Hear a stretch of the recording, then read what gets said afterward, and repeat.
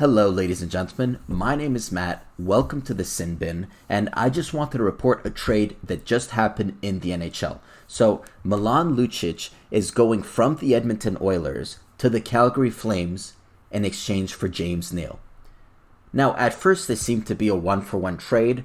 I did a little bit more digging, and as you see on Twitter, at Eric Francis, he confirms that the Oilers will retain some of Lucic's salary, and the Calgary Flames will receive an unconditional draft pick. Both of those things are yet to be determined. But if I were to guess, I don't think that Edmonton's going to be retaining that much. I would be surprised if it were something over $1 million, and I would be surprised if the draft pick, the unconditional draft pick, was something big. You're looking at maybe a fourth or a fifth. So, looking through those glasses, it's pretty much a one-for-one trade.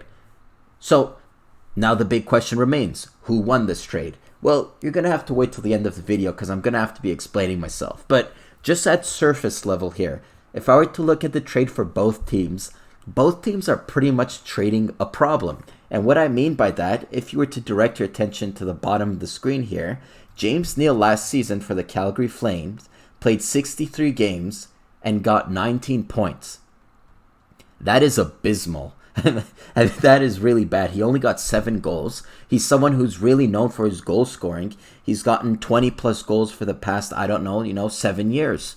So the fact that he only scored 7 goals this year is a disappointment. Milan Lucic, on the other hand, isn't much better. He's a player that was always seen as that big power forward who can get you points while playing with an edge. Now this past season, he didn't seem to be playing with much of an edge, and he didn't seem to be getting any points, as he only got 20 points in 79 games. That is also pretty bad. So this trade is a trade of problems. Now, there is a clear winner in my head, however, because one of these players show more potential to making a bounce back than the others. And I'm just going to jump to the chase. When I see this trade, I view James Neal as more probable to have a bounce back season than Milan Lucic. Because just a year ago, before this past season, James Neal got 44 points, 25 goals. That's not bad, to be honest.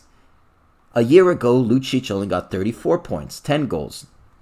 And just the way the league is going, the speed, the skill, I don't think it's really benefiting Milan Lucic.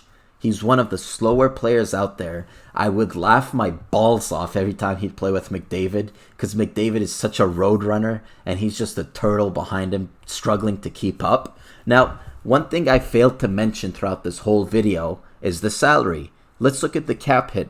So Milan Lucic has a cap hit of $6 million per year until the year 2020-2023. James Neal, very similar salary, has $5.75 million. And he has it also until 2020-2023. So it really is a trade of problems. But if I were to declare a slight winner here, I would give it to Calgary because James Neal has more of a potential to make a comeback. And also, how can he not be good playing with McDavid? I'm assuming he's going to get a shot with McDavid in the following year. He's going to put up more points. So, yeah, I said slight winner. Make that a clear winner to the Calgary Flames. Now, I just discovered this website. If you guys haven't seen it before, you can go visit it. It's called Puck Pros, and they basically grade. They give a grade to each team when a trade happens, and they really go through the whole thing. They give each side, and they're pretty much echoing what I said. In case you guys are wondering, they gave the Oilers a grade of A-, and they say, I'm grading on a curve here because Lucic's deal was always going to be a hard one to get out of. They were going to have to retain salary no matter what. Edmonton took a flyer on a player who was good in the past. Ken Holland did an excellent job getting rid of Peter Chiarelli's greatest mistake, A-. And for the Flames, they give a score of C-, unfortunately. They say, I don't know what the Flames were thinking here. There's very little upside in swapping Neal for Lucic, even with the retained salary, the conditional pick, and the fact that Lucic is due less money than Neal over the next 4 seasons. Trading him is baffling.